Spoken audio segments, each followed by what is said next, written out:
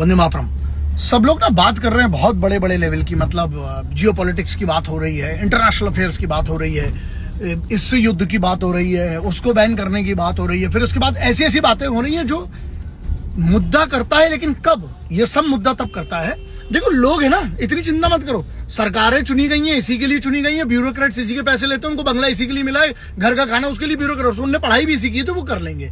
यहां बात आता है जो सबसे इंपॉर्टेंट मुद्दे पे ना, जहां हम मिस कर रहे हैं एक देश के तौर पर, वो है सेल्फ इंप्रूवमेंट। हर व्यक्ति बेहतर कैसे बने, इस पर चर्चा क्यों नहीं हो रही है?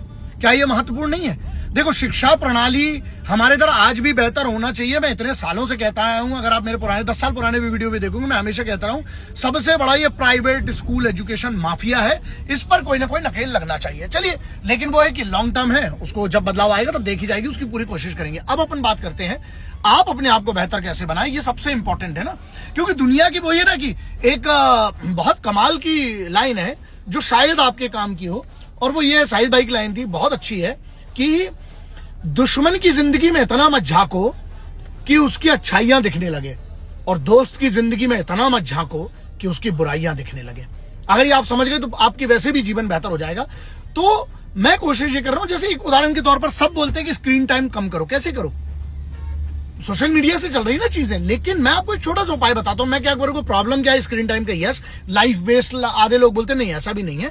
अगर हाँ आप उस पर कुछ अच्छी चीज कर रहे हो, अच्छी चीज सीख रहे हो, अच्छी चीज जान रहे हो, अपनी जीवन को बेहतर बना रहे हो, तो उससे बेहतर कुछ नहीं हो सकता। स्क्रीन टाइम जो है ना, उसको कम, सिंपल सा है।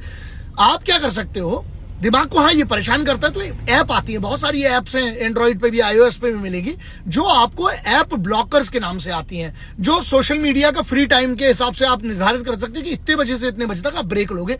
बाकी आप, अगर आपका काम ही सोशल मीडिया से रिलेटेड, तो आप तो रहोगे, लेकिन फिर भी आप ब्रेक ले सकते हो। दूसरा, करियर कंफ्यूजन बहुत बड़ा एक प्रॉब्लम चल रहा है यूथ के तौर पर, जितना मैं समझ पाया हूं।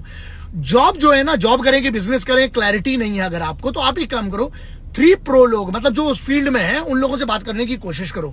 कोई भी फ्री कोर्स कर सकते हो आप 1 हफ्ता कहीं पे जाके ना इंटर्नशिप करो, अपनी औकात पता होना बहुत जरूरी है, ठीक है? उसके बाद जीरो अर्निंग की जो हैबिट है ना, कि कोई पॉकेट मनी दे या किसी के भरोसे मत रहो। मैं अपना एक उदाहरण दे रहा हूं, मेरे ख्याल से 10 या 11 वर्ष का था ना, तब बहुत छोटे काम से शुरू किया था, जहां पे मुझे 1.5 रुपए मिलता था।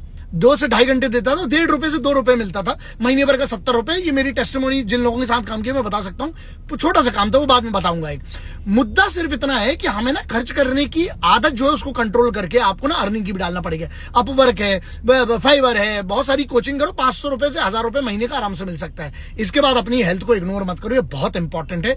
2 घंटे नहीं, कम से कम 35 मिनट 30 मिनट से शुरू करो अपने आप को देना, और टाइम जब निकल जाएगा उसके बाद आप पछताओगे। इसलिए प्रयास